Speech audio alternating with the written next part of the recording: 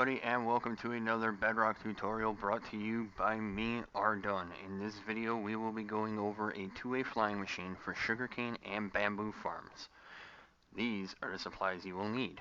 You will need redstone block, redstone dust, observers, pistons, sticky pistons, redstone repeaters, lever, comparators, slime block, obsidian, building block, and for demonstration purposes of speeding up the tick rate, we will be manually placing the sugarcane.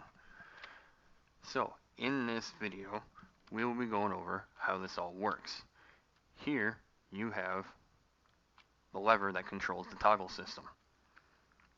Now, when the toggle system activates, it will start the system. Likewise, once the system is live from the lever, anytime the sugarcane grows up to the observer, it will fire the system. So once the system gets live, how this works, let's go with the slowest tick rates first. It will fire in through this block over here.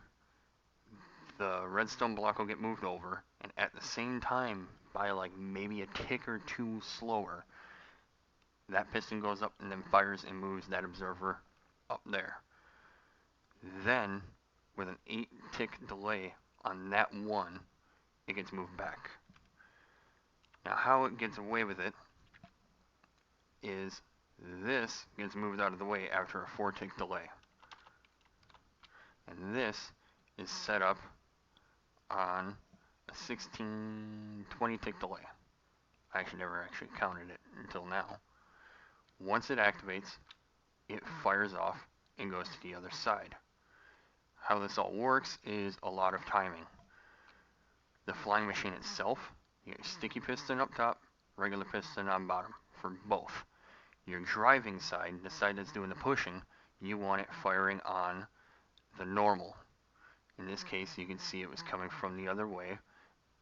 The observer's on the normal, and that one is on the sticky. So it pushes one way and pulls with the sticky.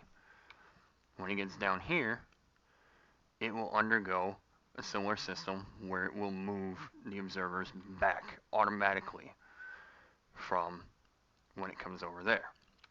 How this side works is to reduce the lag of it constantly flipping back and forth over here. You got an observer firing right into a piston with the redstone block that fires this entire system. This is the longest delay of them all. You got to make sure it's about 8 ticks longer than anything else. In this case, I made it 12 ticks longer than anything else. So, when it gets moved, goes over, fires this one at the longest.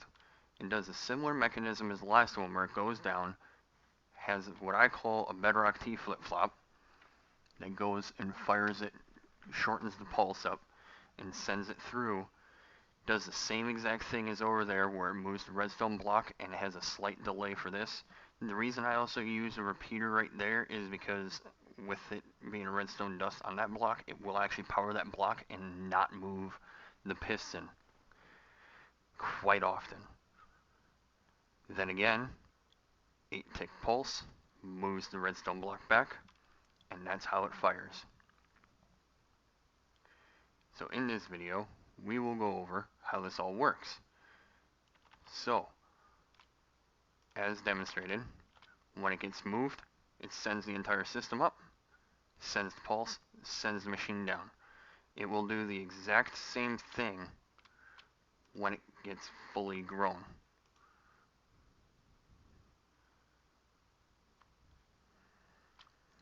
Now, when the machine gets to the other side, you will see that it will tick this observer firing into the system all of its mechanics that I previously explained.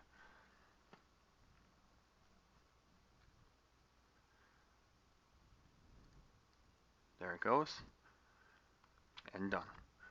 Now, the reason you want this system to fire this piston before this piston is because when you fire this one first, it won't move it because it will try to push with the sticky piston, and it can't. So when it moves this one down, you want it to be able to fire the regular piston and start the chain reaction of it going back and forth with the pistons. Now, in most cases, it will not grow. In fact, in almost all cases, it will not grow by the time it starts up again.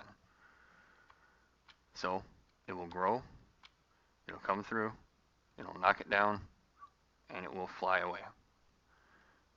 And to wrap up this video, I will show you demonstrations of this working in my Pocket Edition world where I created this 6 months ago.